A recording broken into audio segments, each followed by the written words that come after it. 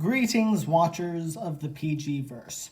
For today's second video, it will be my reaction and thoughts on Percy Jackson and the Olympians, episode 4, which I unfortunately don't remember the title, but oh well.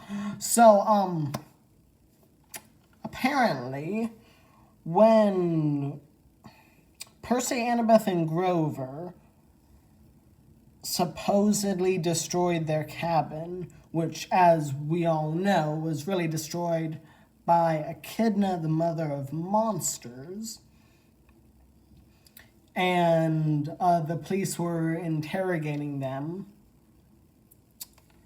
and Annabeth asked if they were under arrest twice to the cop, and the cop later brought them to a place where they would be interrogated.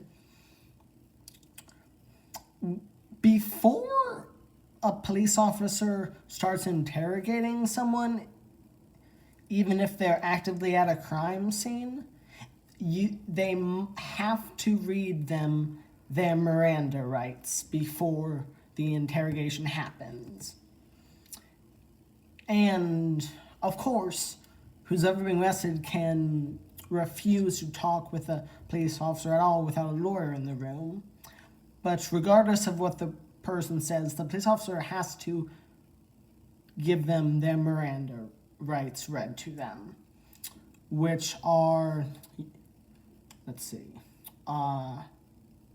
you won't talk without, if you can't afford a lawyer, one will be provided to you, and you can also refuse to talk at all.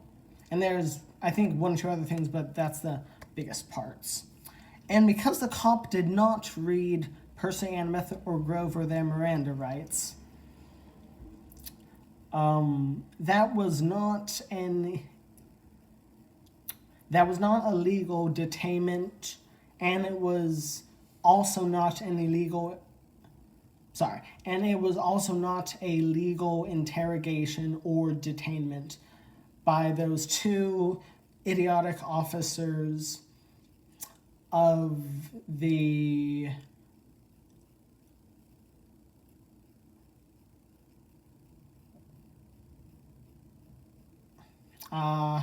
St. Louis Police Department, especially because their only evidence that Percy, Annabeth, and Grover committed all that destruction in their cabin was because of the word of only Echidna,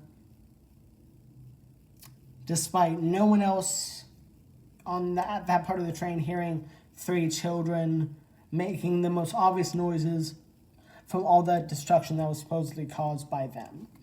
Because you think the police would question, wait a second, so if three children did all that damage to the cabin, like ripping apart clothing, smashing windows, breaking beds, how did only one person hear it?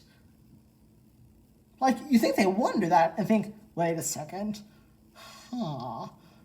this feels off. Wait a second.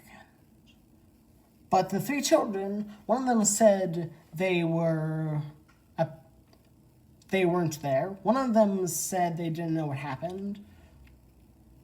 And the third one just asked why they would destroy their own cabin. So, wait a second. Can we even trust the word of this woman who supposedly had evidence? And then they should have questioned her, well, as well as brought her a lawyer if she couldn't afford one, and then interrogated her and learned that, oh no, she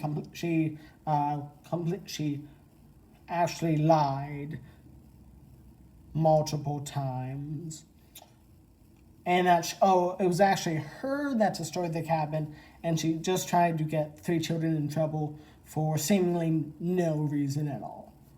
At least that's how the interaction should have gone, but it didn't. So hopefully sometime at the rest of the season, or maybe after the last episode, Percy gets his mom's help to sue the St. Louis Police Department, or, well, specifically those two police officers, and hopefully they get some kind of punishment. Well, I hope you like this video. Please like, comment, and subscribe.